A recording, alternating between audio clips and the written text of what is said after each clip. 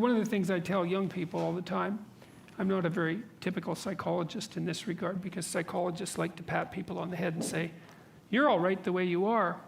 I talked to Bishop Barron a while ago. I'm going to broadcast this, and he said that the Catholic priests were trained in the 1960s to kind of be accepting, humanistically. You're okay the way you are, And that's such rubbish. It's like, not only are you not okay the way you are, you don't think that anybody else is okay the way they are either. And you don't think your children are okay the way they are. Like, you love them and all that, but you don't want them to stay 3 years old their entire life. You want them to expand and improve and become who they are. And so, instead of telling young people that they're okay the way they are, I tell them that, and it's a terrible message for them if they're desperate. So let's say 10% of the people in my audience are young, maybe they're young men, just for the sake of argument, and they're like not in good shape.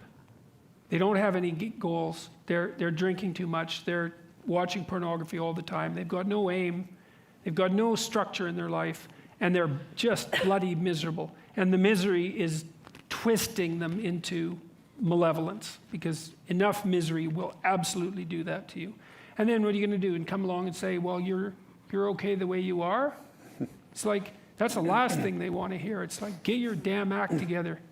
You got things to do, and they're going to be difficult. And that there's an echoing Christian message in there, I would say, which is you pick up the weight of your suffering voluntarily, and you walk uphill with it.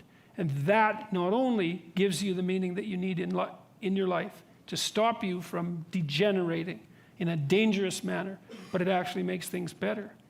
And so that all has to be part of it. Like, I believe in human ingenuity. I think we can solve all the problems that beset us.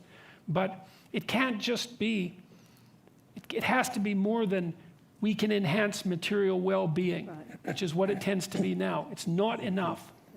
And you get brushed off by the apocalyptic types.